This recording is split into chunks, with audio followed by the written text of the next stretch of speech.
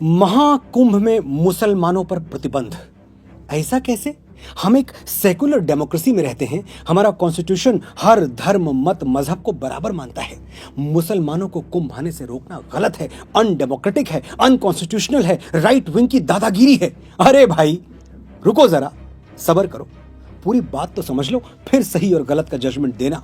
मैं सिर्फ 5 सवाल पूछूंगा, अगर एक का भी जवाब हां में आ गया तो मैं खुद सरकार को चिट्ठी लिखूंगा कि सभी मुसलमान भाइयों बहनों को आदर के साथ कुंभ में आने दिया जाए। मेरे सवाल सुनो। क्या इस्लाम मूर्ति पूजा में विश्वास करता है?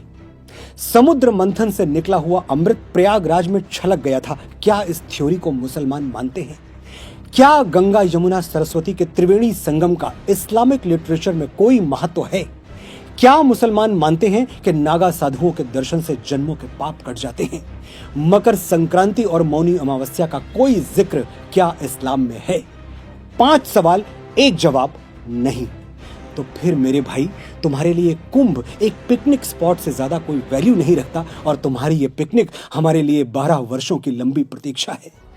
उम्र की ढलान पर खड़े हमारे बड़े बुजुर्गों की प्रार्थना है, जो भगवान के सामने हाथ जोड़कर रोज यही दोहराते रहे, प्रभु बड़ा भरपूर जीवन दिया तुमने, बस कुछ दिन और जी लेने दो, अपनी आंखों से अंतिम बार महाकुंभ देख लें, मकर संक्रांति का गंगा स्नान कर लें, फिर हंसते हंसते तुम्हारे चरणों में आ जाएंगे। चाहते क्या हो तुम? जो थोड़ी बहुत पवित्रता हम सनातनी बचा पाए हैं वो भी दूषित हो जाए? देखे हैं हमने वो वीडियोस, खाने की चीजों में क्या क्या गंदगी मिलाई जा रही है और कौन मिला रहा है। हमारे बाबा थे, 90 साल की उम्र में भी अपना खाना खुद बनाते थे। घर में 4 बहुएं थीं, कहती हम बना दे बाबा, अलग चूल्हे पर बना देंगे। बाबा हंस के कहते नहीं बिटिया, किसी और के बनाए हुए पर विश्वास नहीं होगा, मन तभी मानेगा जब खुद बनाएंगे।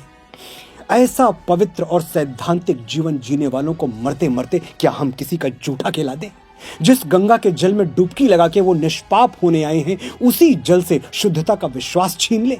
लिबरल बनने के लिए, 4 सूडो सेकुलर दोस्तों में वाहवाही लूटने के लिए हम अपने साधु संतों, ऋषियों, मुनियों और बड़े बूढ़ों की तपस्या खतरे में डाल दें? क्षमा कीजिएगा, हमसे नहीं हो पाएगा।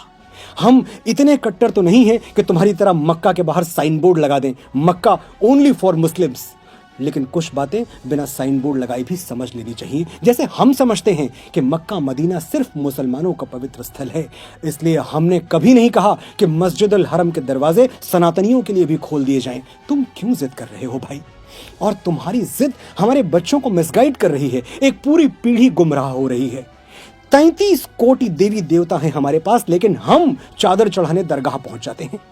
हमारे डीएनए में गलत डेटा ट्रांसमिट कर दिया गया है। शिवलिंग पर जल चढ़ाना मतलब अंधविश्वास, सुपरस्टिशन, और दरगाहों पर चादर चढ़ाना मतलब एब्सोल्यूट साइंस। हिपोक्रेसी की भी सीमा होती है। लेकिन ये जो गुमराह हो गए हैं, ये भी हैं तो हमारे अपने ही। हम इनको तब तक समझाएंगे जब तक ये समझ नहीं जाएंगे।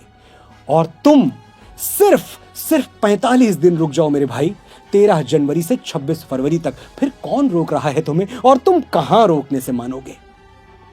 हर साल रामनवमी, दशहरा, दुर्गा पूजा हम हाथ जोड़ के विनती करते हैं, हमारी शोभा यात्राएं अपने इलाके से शांति पूर्वक निकल जाने दो। तुम कहां मानते हो? तुम्हारी छतें पत्थर उगलने लगती हैं।